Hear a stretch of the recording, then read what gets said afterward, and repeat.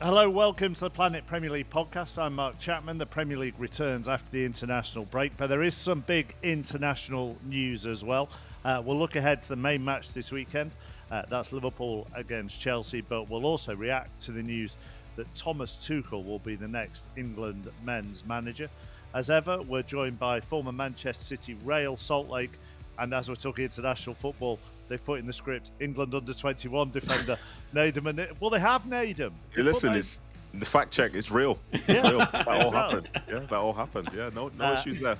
Yeah, Statman Dave is with us with all the stats and numbers ahead of the Premier League weekend, and he'll also have Thomas Tuchel facts with us for us as well. Nedum, knock knock. Go on, who's there? Sesku. That's show business. Let's talk to Thomas Hitzlsperger, who's with us this week, former Aston Villa and Germany. Did you like that? I can't believe that. I don't hate it. I just hope to never hear it again. Well, I'll do it again now. He's gone. He's gone. Thomas Hitzlsperger, how are you?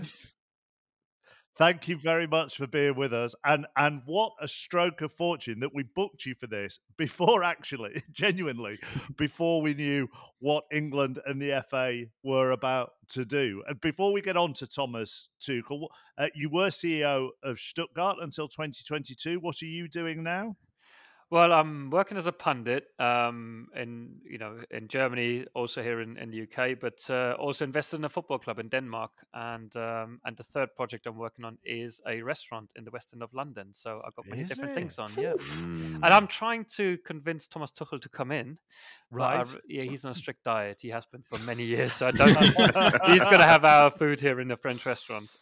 Well, hang on. Let's do it. I mean, I know we're a football podcast, but stuff it. What kind of restaurant? It's French cuisine. Is it? But I why have you not gone German? I don't think that's going to be a big success. I think. But we'll always make exceptions for celebrities, for high-profile people, and even people who are very close to me. So all of you're more than invited. Oh, what? Even Dave? Even Dave, of course. Yes, I'm in. He might be there every night now, Thomas. You don't know. And the investment in a football club in Denmark, what tier are we looking at, and what prompted that? Listen, that's top division. Yeah, we got them back up. A group of us in Germany. We invested in Aalborg BK. Big club in Denmark, and played Champions League 2014. That's the last time they played there. We got in a couple of years ago, and now back into the Superliga, top division in Denmark, and really enjoying it. I'm on the board and overseeing things from there. So would you look when you invest in a football club, when you're looking to, go in and transform somewhere, what are you looking for? Potential, presumably. Well, the approach was always, when we came in, talent development, because all of us, we've seen so much in football, in the Premier League. There's a lot about money going into the clubs, infrastructure, buying players, selling players.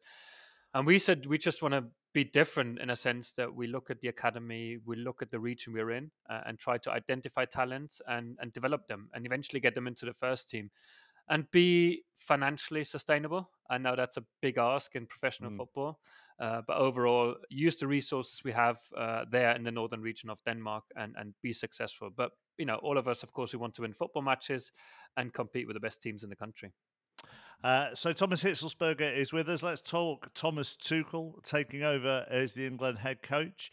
We're recording this at 2:00 on a Wednesday afternoon. He's just finished his first press conference alongside the FA's chief exec in Mark Bullingham. What are your initial thoughts, Nedum? I think it's an interesting one, and it's strange because yesterday I felt like I was hearing rumours of Guardiola considering the job and someone else considering the job, and the next thing is, oh, bang, Thomas Tuchel's got the job. So I was like, okay, that's different. I think he's obviously a high-profile manager, high-profile club manager. So the fact that they were seeking people like that, I think, is a good step for them. I do wonder sometimes, say, from a national team, how much of a difference it makes when the person in the job isn't from the country. Because when things are going well, it doesn't matter. But when things aren't going so well, like, they'll say, well, maybe they don't care. And I think Tuchel, he will care. And I think he will want to be that second ever manager to win something with England. And I guess as he looks at the squad, he believes he can do that. So obviously I'm seeing some other pundits say so many questions about the FA and so on and so forth. But we've seen Tuchel be successful. and it'll be interesting to see what his first sort of venture into international team football will be like. But I believe it can be good. I mean, you've had a CEO role, Thomas. It's not simple running a football club. It's not simple running a federation or a football association. It doesn't seem to have been the smoothest of processes, though, does it, for them to arrive here? I probably wouldn't compare my role at a club in Germany with what the FA is doing now, appointing another foreign manager. And of course, I've read some articles and comments of people here. We've never had that situation in Germany, that we appointed a foreign manager for the national team. So I don't know how the public would react to it. It's strange to me. I mean, I've lived in different countries. I don't think in those categories. What I believe in is that the FA is looking for a manager who can do great things for the national team. Nedum, I hate to disagree with you, but I think Thomas Tuchel is very close to Pep in the way he thinks about football. Both of them, I think they're still friends. They talk to each other regularly. I do believe Thomas Tuchel is a very good manager, but there have been question marks, of course, with some of the people he dealt with in previous clubs. I think that's the only question mark. But from a footballing perspective, I do believe that's a very, very good appointment. Yeah, having done some work for you recently and listening to the stories about Tuchel and how he can sort of rub people up the wrong way, in some ways, I've got to say, from the England side of things, this is somebody who will be the exact opposite to Gareth Southgate, who would try to appease a crowd. And the sicko within me is quite comfortable with that, because I think for the role that he has, it feels like it's at times, it's not necessarily a thankless one, but, even in this last week, we spent a year being told that we want to see every England attacker out there on the field. Then we saw it. So, this is too many attackers on the field. He needs to be more conservative. And Gareth Southgate, for whatever he did, in terms of bring hope to the team and get them within 2 games of winning 2 trophies. He's still very much listening to the media. We listened in the summer, and as himself and the players were talking about how we hear the criticism and it affects us, blah, blah, blah.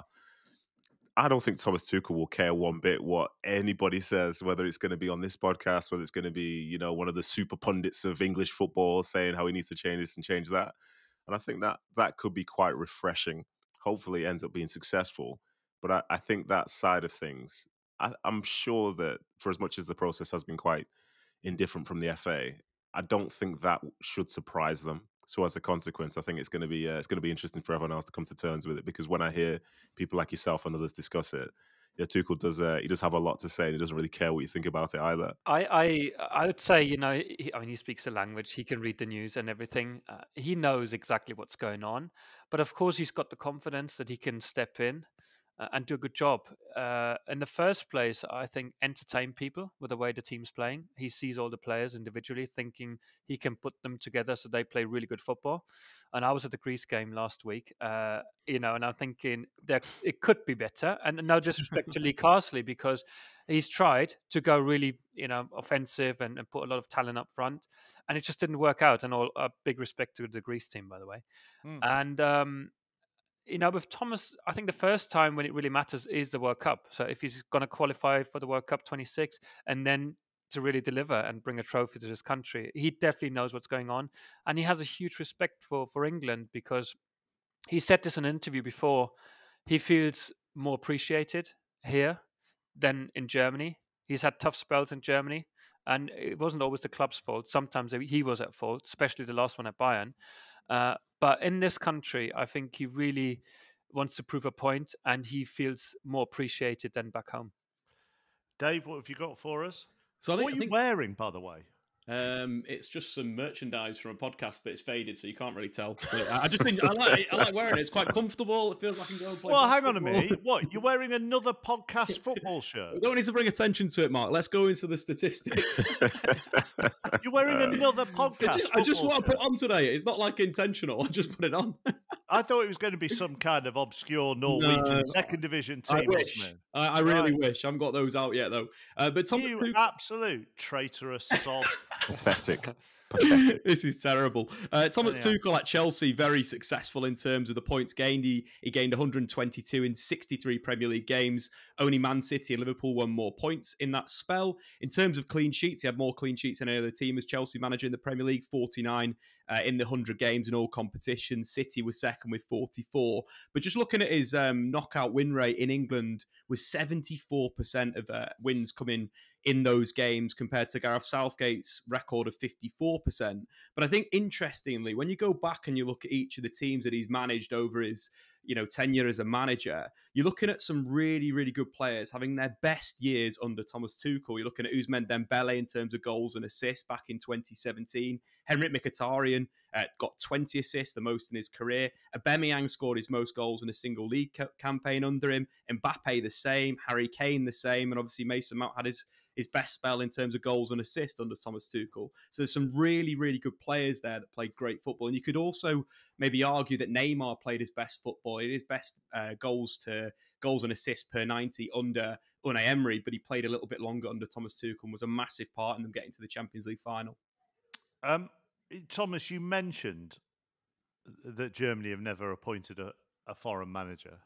How do you think Germany? I'm going to lump the whole country together. How will Germany, as a whole, all however many million there are, view this appointment?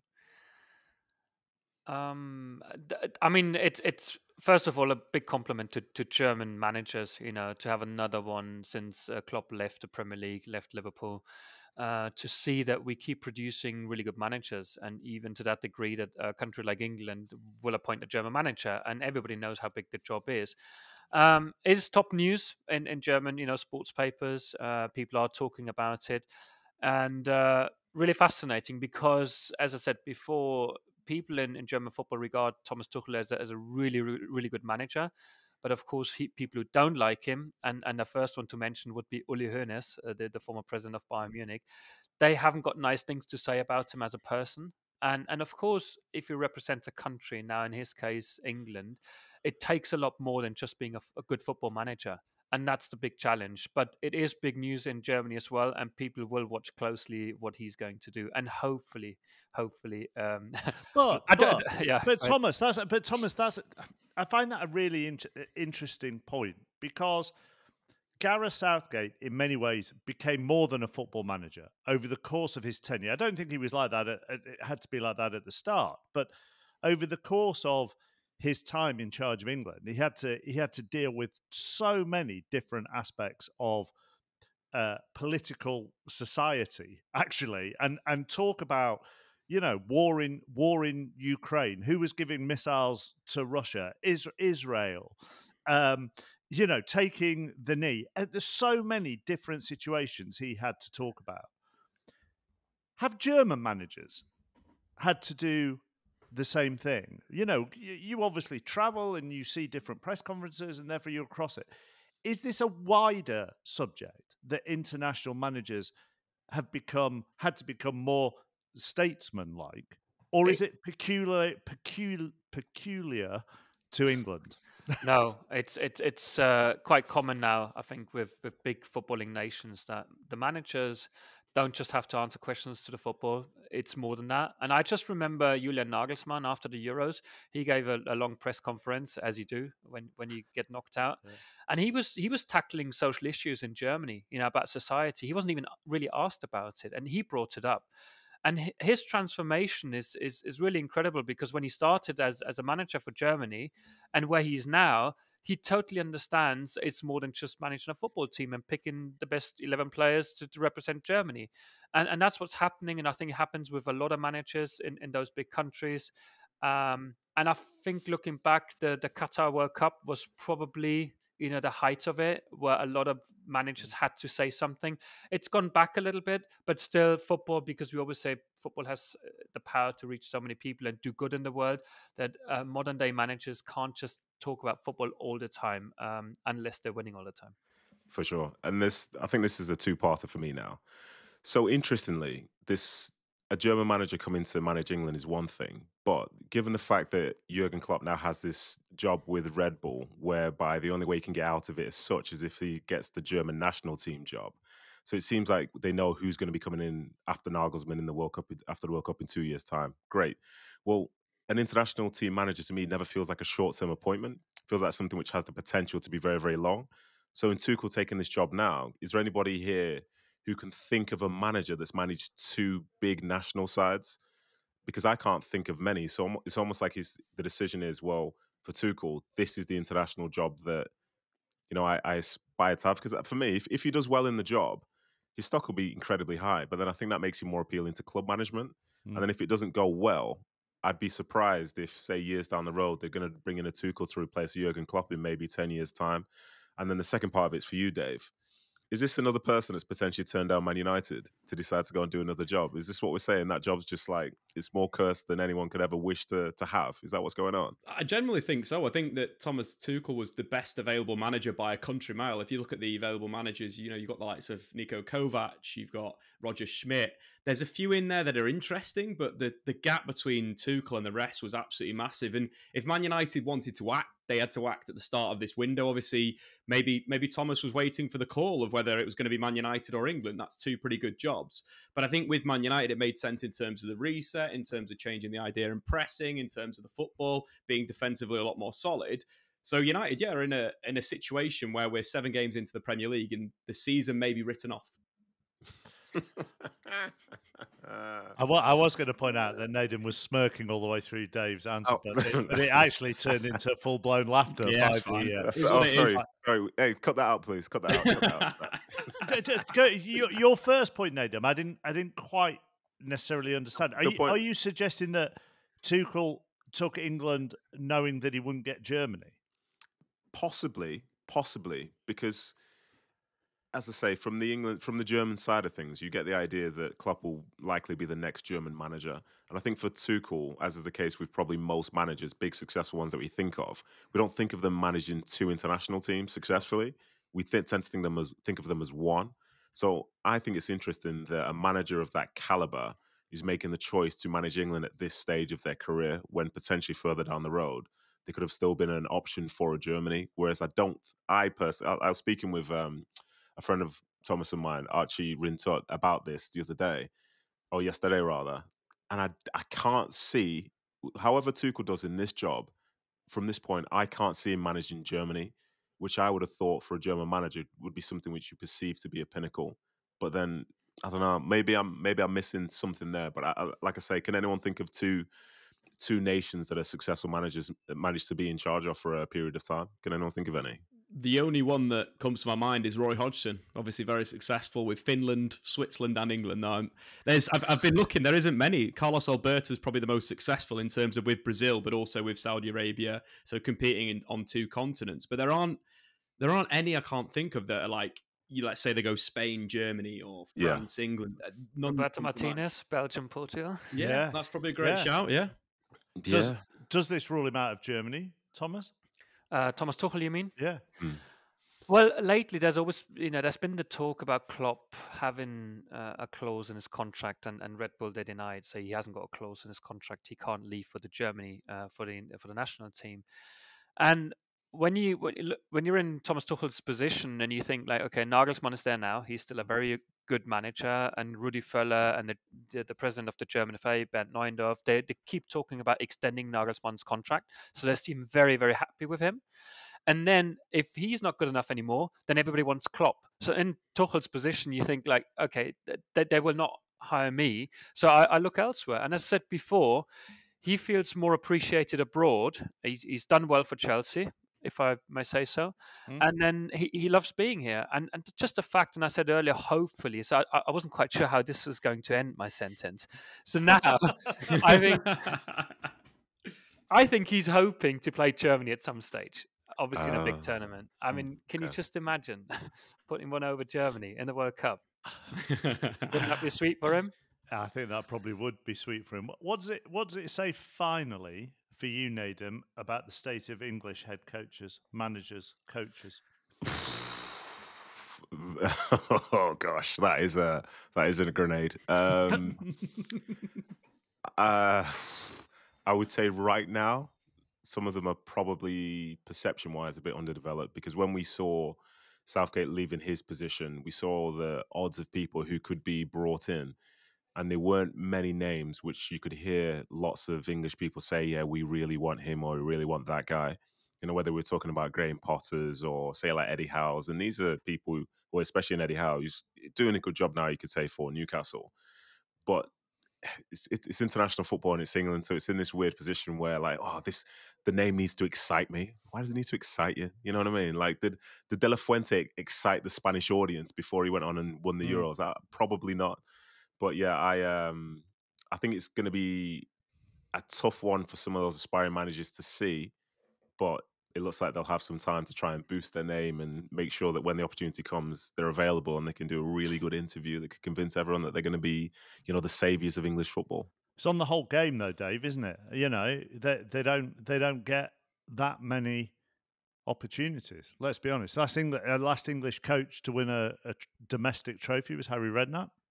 I think that's the problem in a sense, and it does come down to the coaching courses and the philosophy and the costs there and how detailed it is from the basic level all the way up. And I think the pathway needs to improve, but we can't just say, oh, we need 20 English coaches in the Premier League if the level is not there. And I think that's from back down to a philosophical perspective. What is English football? How does that come through? And the FA have done a lot of really good work at kind of youth level with England doing quite well in those tournaments. But it's how are we developing coaches, I think, is a real big question that England need to answer. But is it all you hipsters that are part of the problem? That you 100%. know, yeah, 100%. A coaching vacancy comes up and you give me the assistant manager from the Montenegrin second division as a leading candidate.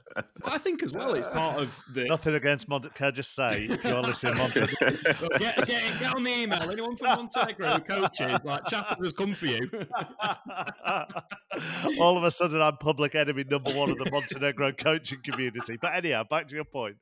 No, I do think it's that's part of it. I think that there is this. Almost it's more attractive to go for a manager, as you mentioned, in Montenegro or in far-reaching part in the world. But at the same time, if there was a good coach coming through, let's say the English football pyramid, for example, Kieran McKenna's not English, but he's very much come through the English game. With Tottenham, with Man United, obviously being Northern Irish, it's a little bit different. But he's a coach that is massively celebrated. Someone like Liam Rosenior as well, brilliant with Hull City last season. Now at Strasbourg in the Chelsea model. It is nice. Will Still is another one. So we, as much as us hipsters do go, okay, what about that guy that gegenpresses, that plays this aggressive style of football, or this coach in Spain? If there's good English coaches, we massively get behind them as well. But can I say something? Because what we haven't discussed yet is the fact that Thomas Tuchel, he's another manager who's never had a career as a player. And I'd say about 10 years ago, football in Germany's changed because more of these guys who didn't have a big career got into big coaching jobs. Julian Nagelsmann and Thomas Tuchel are probably the most prominent ones. Domenico Tedesco is another one who's now the national team manager of Belgium. And the way they analyze football, the way they talk about it is very different. And you can imagine how skeptical the German audience was listening to these guys. And they have managed to overcome that resistance and to go to the very top. And I think it's similar in this country. Ideally, you have a former professional England player like Gareth Southgate or Frank Lampard, Wayne Rooney, all these guys who've done tremendous good jobs as players and then representing your country.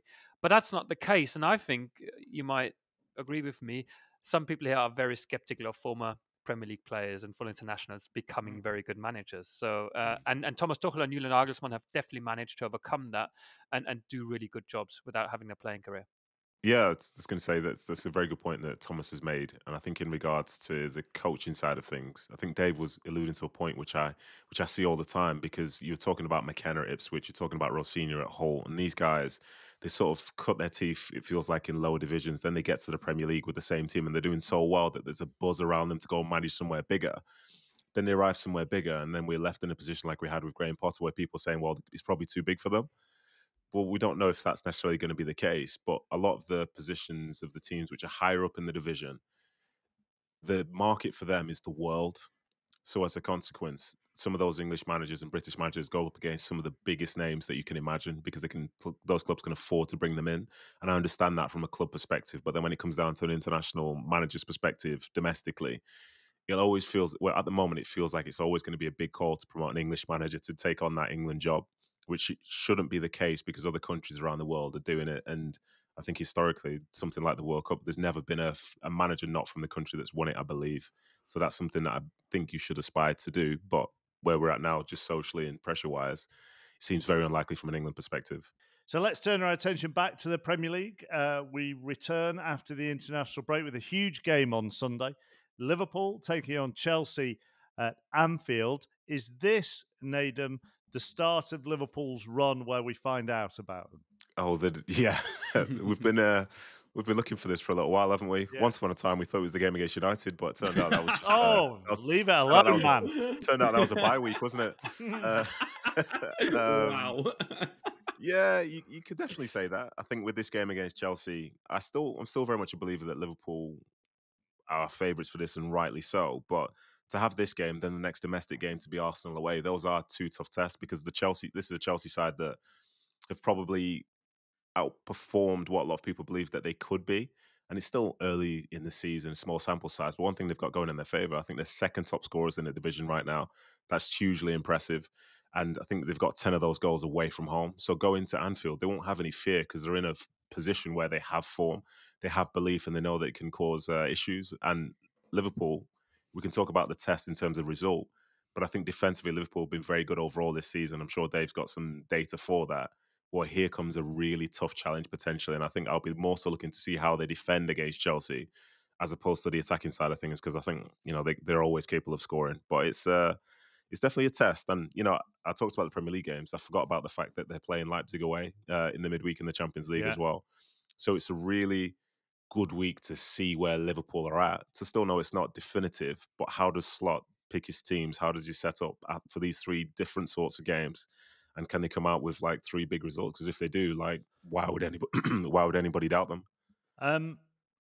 Having asked that question to Nedum, Thomas, I could ask exactly the same thing to you, but about Chelsea. Do we start to find out about Chelsea a bit more now? Well, we do. I was just going to add what Nedum said with Liverpool. They've only conceded 2 goals in this Premier League season, which is so impressive. And that's, I honestly believe they can stay there all the way the season and win it. And this got nothing to do with Rodri, missing the season for Man City. In general, I do believe Arne Slot's done a tremendous job to kind of keep the core group, play them, and become even better defensively. So that's really impressive. With Chelsea, my impression is the guys are really enjoying playing together right now. And of course, you've got to play with Cole Palmer, who just loves playing football right now. He's just exceptional the way he's been performing. And that's what I think. It's a bigger test for them just to see. They had a really, really good period where they got into the season and people were criticizing the squad size and say, how is it all going to click in? And it is clicking in, but I don't think it's going to be as sustainable with the Chelsea squad and with the team right now as it is with Liverpool. So I really rate Liverpool higher than Chelsea. However, it's fun to watch Chelsea at the moment, and Sunday will be absolutely entertaining. Chelsea not as sustainable because this sounds a ridiculous question to put, because their squad isn't as deep, despite the fact they signed 112 players in 2 years. Still quite young. Like I said, Right. Liverpool is building on a really strong foundation. Like I said, Arne Slot hasn't changed much. He's made them stronger defensively. Whereas Chelsea, it's fun to watch right now. And still there are so many options in this squad due to the size, a lot of talent.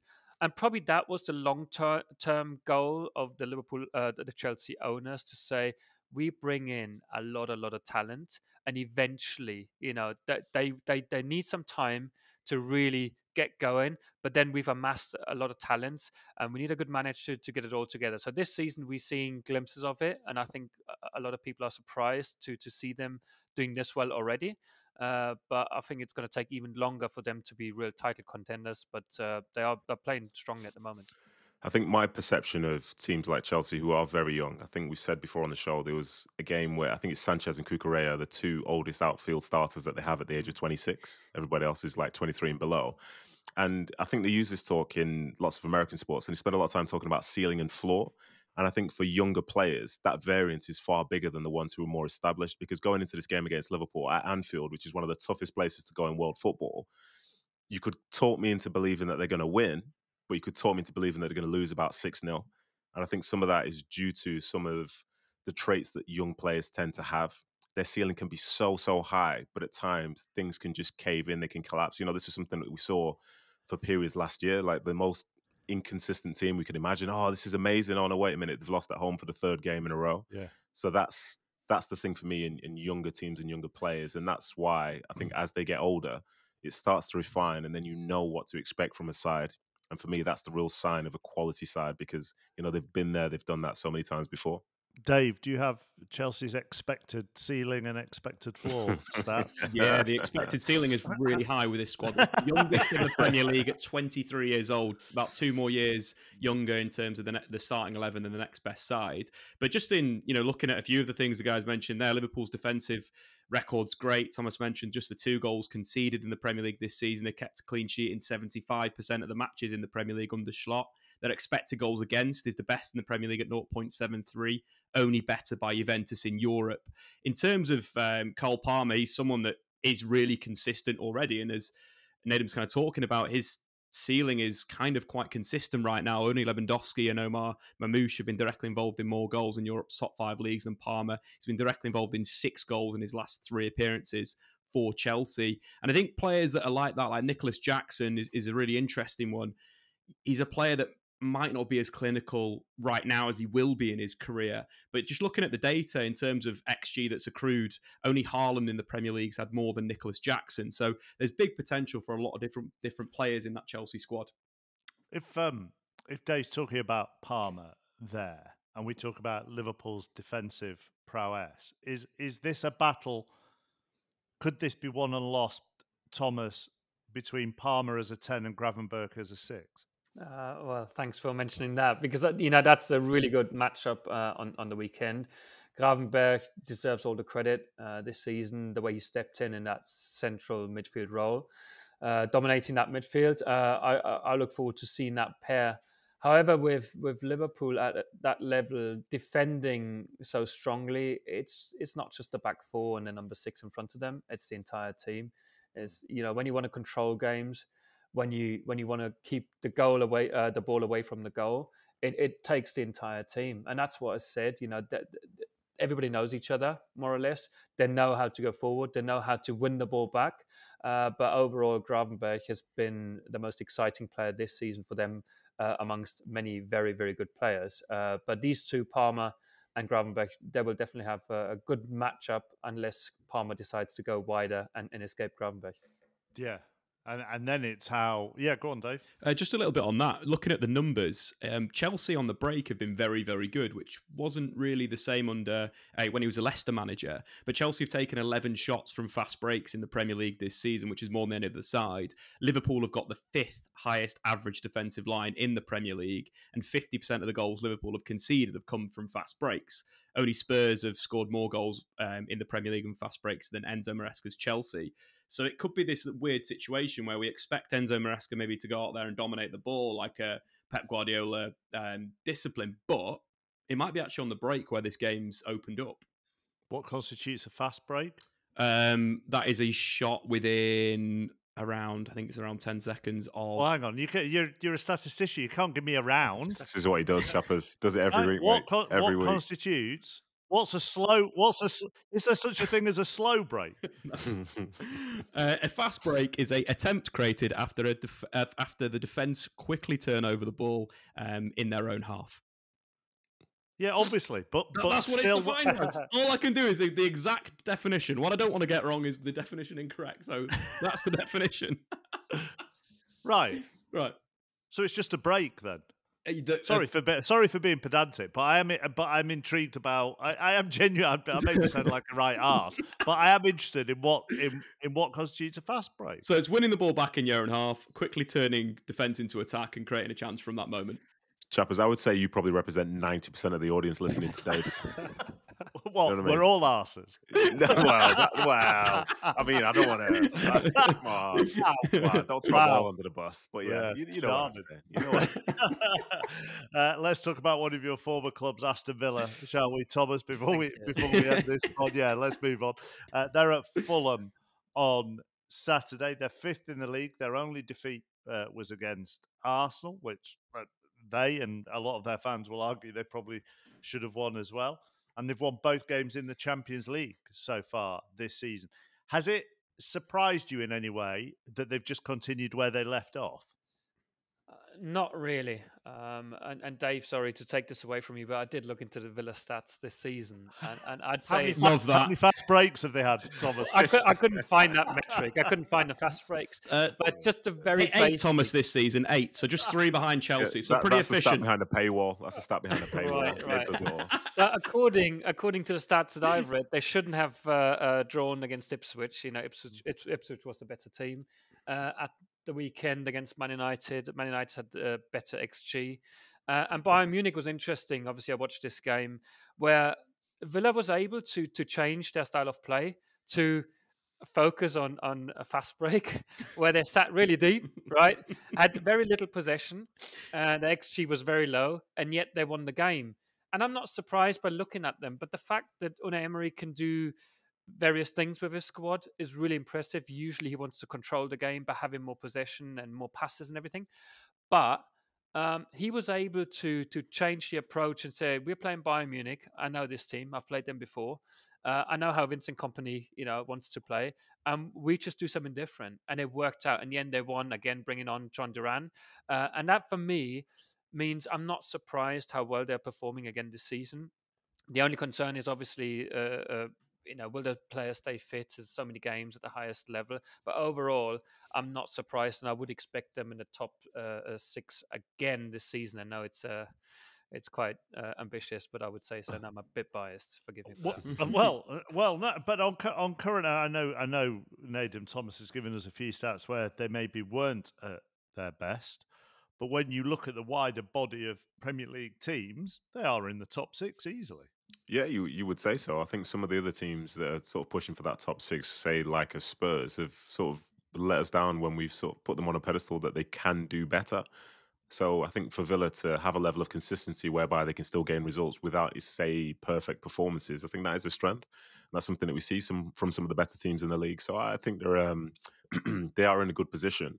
I think the point that Thomas made about injuries is kind of key now because we've seen the likes of Ramsey going down and 1 or 2 others. So the team looks a bit different in places. I think Konsa being one as well. I'm not sure if he's back for this weekend. But I've got to say, going to Fulham is another good test for them after the international break because it's fair to say that within football, we see the wins, we see the losses, we see the draws, and we move on from them. But Fulham's loss away at Man City, weirdly, was quite impressive because their XG in that game was higher than City. The big chances they had were more than City, and they leave the field knowing that they probably could have and arguably should have won that game. Not many teams will have that feeling, especially teams who wouldn't have been as favoured as, say, bigger sides would be going to the Etihad. So they're in a good position. I think as long as the likes of Calvin Bassey and Iwobi have made it back from that Libyan airport after the international break, then everything's going to be all right for them. Yeah. But that's going to be a tough game for Villa. But as Thomas has said, Unai Emery's in charge. And I'll be honest, I love watching him on the side. When I saw him in the last, I think it was the Champions League, I just saw him on the side and I think maybe Kompany or someone's complaining and Unai Emery's like, nah, blah, blah, blah. Just saying that to the fourth, blah, blah, blah. And that to me is somebody that's very comfortable in their own skin, that's been on that touchline hundreds, if not thousands of times. And so he's in command, and I imagine the team will be very prepared for this game, but it will be a tough game nonetheless. But you talk about the team and trying to analyse it through stats and everything, but it's pretty simple. You got a striker like Ollie Watkins and John Duran, and you got a goalkeeper like Emi Martinez. Yeah. That's the answer. That's most of the answer. It's just unbelievable the way they perform, and that's why. And then pick the rest of the players. Jaden Philogene. Is it always either or for you, Thomas, with Duran and Watkins? It does work coming for John Duran coming off the bench. And that's what I think I said before. John Duran, he was about to leave in the summer. And most managers would then just say, I'm not interested in you anymore. You don't want to be part of this team. Go and tell the owners, like, find a new club for him. But Unai Emery managed to put his arm around John Duran and said, look, you got quality. We need you. You can help this club. You can help this team. And he's delivered sooner than expected, probably. And that is just so brilliant. And that's when the experience of Unai Emery comes in. Say, I've got a spot for you. Just be patient, and it all pays off. Would they play together? Maybe, it could work. But I see that recipe with Ollie Watkins starting and John Duran coming on. Why would you change it if it works? Dave, what have you got? I think, just backing up Thomas's points with statistics, Ollie Watkins last season, obviously directly involved in 31 goals, one fewer than Erling Haaland at 32, so second as a forward. But this season, his form's been very impressive, averaging a goal or assist every 89 minutes in the Premier League. And obviously, Duran off the bench, he scored a goal every 46 minutes, was ridiculous. All 6 of his goals with 6 goals in all competitions for Villa, won 5 games for them. But interesting, looking at the data, Villa have lost just 6 out of the 36 games in the Premier League that Pau Torres has started in, compared to since his debut, they've lost 5 out of the 9 Premier League games without him. How important is he for Aston Villa? I don't know that data is good data, but I think it's class. He's got such a nice left foot, honestly. Like even the pass for the Duran goal against Bayern Munich, he made that look so easy that we don't even discuss it as if it was anything sort of special. That's a nice pass. It's a good ball. The balance that they have on that side of having a left footer with so much composure, but then has the size to be able to be physical as well. And he can chip in when he goes up for set pieces. And I think he is key, because until Mings comes back and is in the groove of it, not having to play essentially like a right footer on that side, it can change the way that teams play. But when he's there, especially with the quality that he has, it feels like a perfect balance. And he's not flustered. I love the teams and love the players where even when they're under pressure, they always appear quite calm. And as a consequence, you can see that they know what they're doing. The people who play as if like everything's going wrong, it's because they don't know what to do next. But I think Pau Torres doesn't exude that energy at all. So I think if he doesn't play for them at any point, I think we'll see a clear difference, in my opinion. I don't know, Dave, if you read the same article as I have. I read this analysis, how he starts the play, Pau Torres, how important he is. And of course, some managers will go for a centre-half, robust and looking at their stats defensively. But in the build-up, he's instrumental, because Luka Dean can push up, on the left-hand side. They start with 3 at the back and Pau Torres pushing a little bit further forward. In possession, he's so good that this is the way Emery wants to play. He thinks more about having your own possession, and that's where he just comes in and say, I don't mind him being physically not as strong as some other centre-halves in this division, but Pau Torres has been brilliant. They worked together before. He said, Emery brings the best out of him. He is another player that you must talk about when you talk about Villa's current success. A reminder, you can contact us via WhatsApp, the number +44 330 678 1078. Message us, leave us a voice note. All the details are on the website. The email, planetpremierleague@bbc.co.uk. We will be back next week. So please do subscribe, download, send us your thoughts and questions. Thomas, thank you very much for being with us. Pleasure. Thank you. Table for 4 soon, please. Nedum, Dave as well. Maybe that's how we replace Sesk, just with people who can provide us with it. Is that what we do from now on? Yeah, I'll take that. This has been an IMG production for BBC Sounds. Bye for now.